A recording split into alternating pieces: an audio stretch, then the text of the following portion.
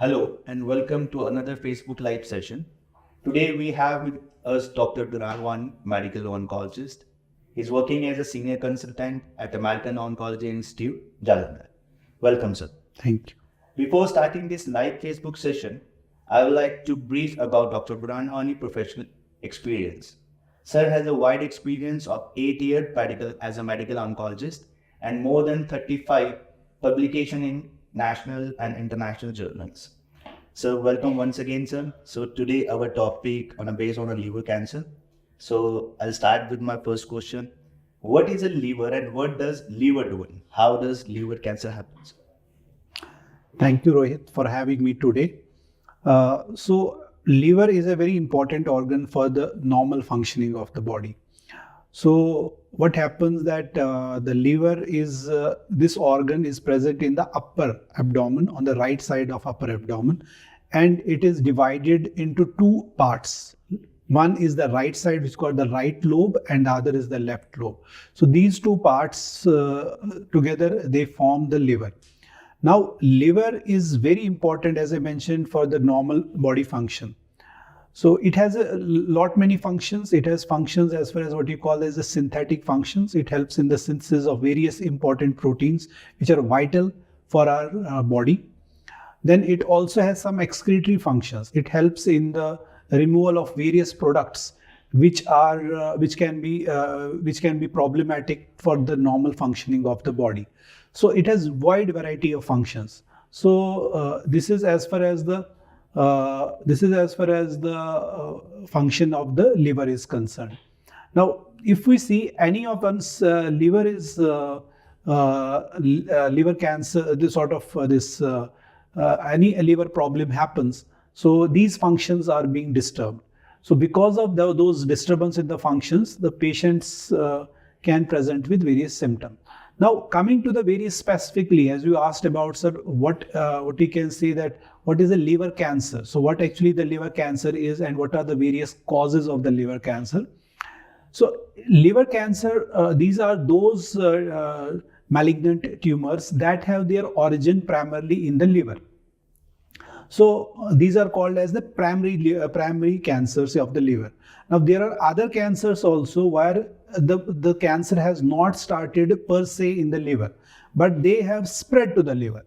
So an example can be a cancer that has started in the colon. So colon cancer, and it has spread to the liver. So it is called as the what we call as the spread out cancer. So metastatic cancer. So metastatic cancers are separate. They are not related. They are not liver cancer. They are a metastatic liver cancer. So the cancers which arise primarily in the liver, they are classified as liver cell carcinomas or liver cancers. And if we see the most common of them, they are called as, the other name for them is hepatocellular carcinoma. They account for almost 95% of all the liver cancers. And there are other very rare other types of liver cancers as well. So coming now to the causes. So what are the causes of liver cancer? How liver cancers they start? Now the most important risk factor for developing a liver cancer is having what we call as cirrhosis. Cirrhosis is a condition where there has been some liver dysfunction, or there has been some problem with the liver, and ultimately what happens that there occurs fibrosis in the liver. So once the liver is damaged, there is fibrosis in the liver, and ultimately this transforms into the cirrhosis. So there are a number of causes of cirrhosis. The most important being what we call as the viral hepatitis. So we have two most common viruses that are causing the liver damage. The most of them is hepatitis B and hepatitis C. So these are the two viruses that are more likely, if they are not managed properly, they can get the patient into cirrhotic stage, and ultimately the patient can have the liver cancer. Other causes include alcohol consumption. So alcohol is another important risk factor for developing of cirrhosis and ultimately the liver cancers. Now there are currently what we are seeing, these were the two main causes for the liver cancer. If you say the majority of the liver cancers or the cirrhosis, they were accounted by these two causes. But over a period of time, what we have seen that as we have able to control the viral hepatitis, a new sort of thing has happened, what we call as the NASH, or the non-alcoholic steatohepatitis. So this is actually sort of a, if you see, there are various stages in it. So one of the, you can see commonly, you must have seen somebody getting ultrasound, fatty liver has been done. So this fatty liver per se, although it does not lead to cirrhosis, but if there is some sort of inflammation, if there is some sort of injury to the liver cells because of this what you call as the dyslipidemia, or because of this fatty infiltration, this is called as the NASH. And NASH is coming up as an important sort of cause for cirrhosis and ultimately the liver cancer. Now in our clinic, we are seeing more and more patients where we may not be finding any reason. They may not having viral hepatitis, they may not be having any alcohol related, they will no alcohol consumption, but they are having cirrhosis. And one of the reasons for that is having a NASH. So these are as far as the common causes for the hepatocellular carcinoma. But one important thing we have to remember, if a patient is having a liver dysfunction, is having a liver injury, and the patient has gone into cirrhotic phase, he or she can be at a very high risk of developing a hepatocellular carcinoma. Okay, so thank you so much. And another question comes to like those patients who are suffering from the liver cancer. It's like it's a curable, and if it is a curable, so it's a what is the ratio? What is the success rate of the particular cancers? So, anyways, before coming to that question, I will just say that liver cancer is a sort of, as I mentioned, that there is a transformation. So liver cancer does not start at the outset. It has a sort of, as I mentioned, there is a cirrhosis. So in the cirrhosis, there are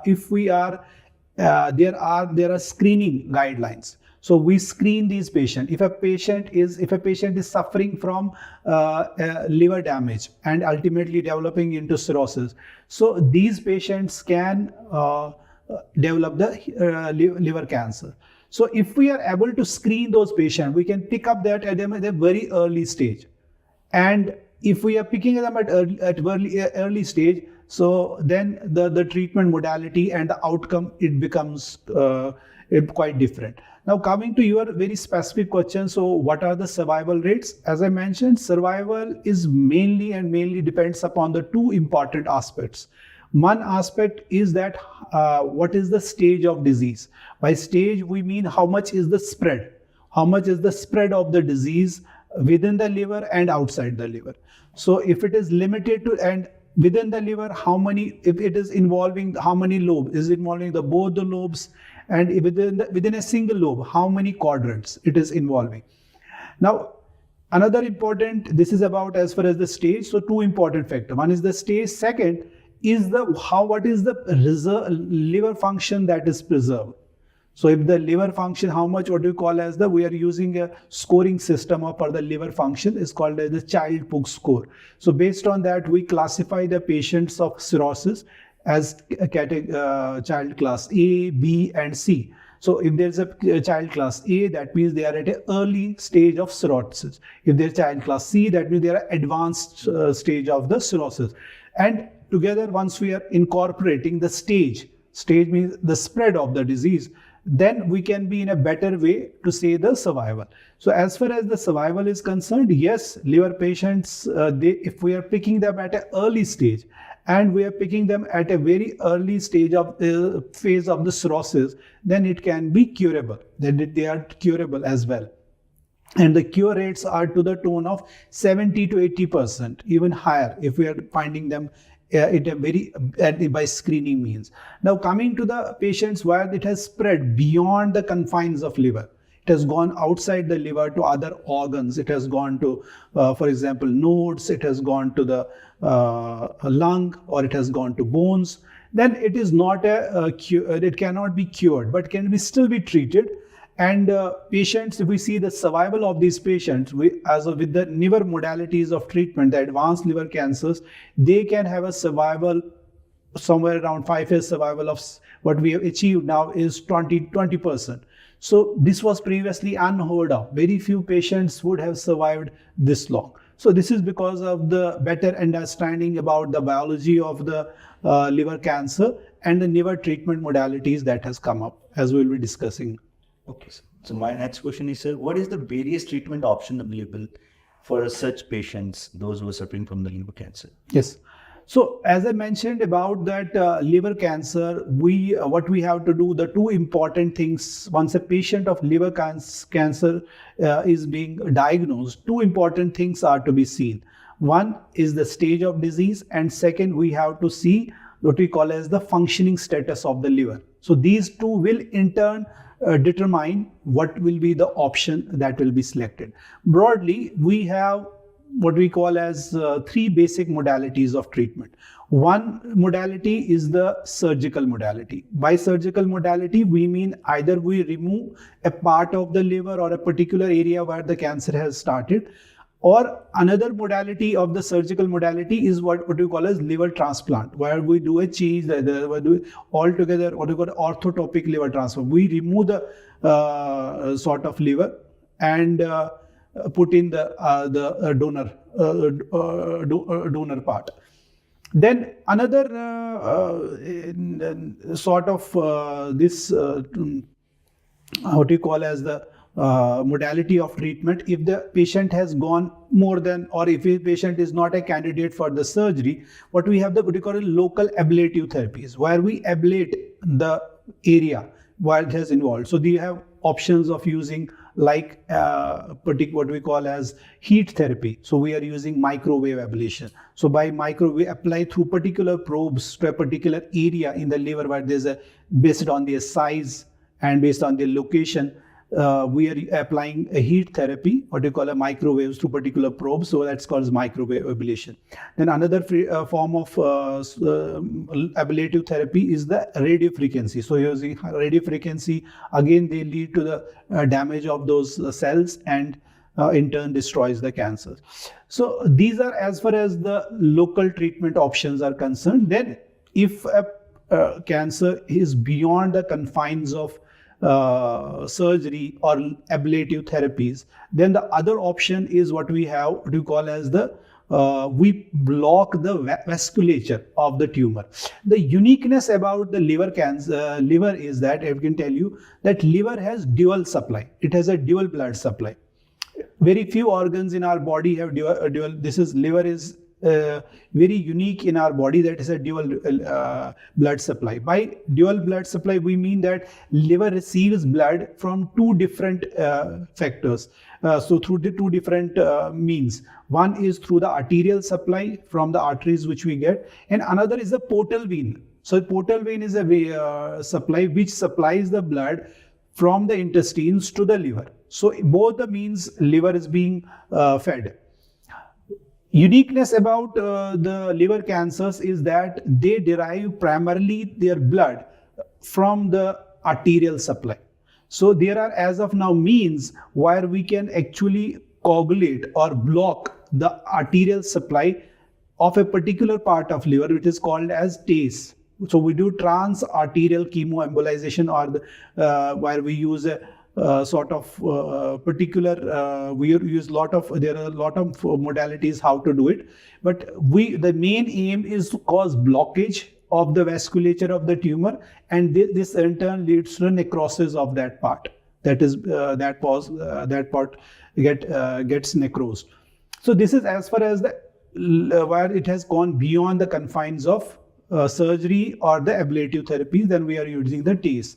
Now there is another modality that is called as the medical management. In the medical management, if the patient has if a patient has spread multiple areas in the liver, but it cannot be ablated, neither the blood supply can be blood of that area can be blocked, then, or it has gone outside the liver, where it has gone to the other organs like nodes, it has gone to bones, it has gone to lungs. So in that case, the management as of now is the medical management. So in medical management, in case of liver cancers, we are using two broader modalities. One is what we call as the targeted therapy. These are some of the oral treatment options that are available. Then we have the what we call as the newer treatment modality that is called as the immunotherapy.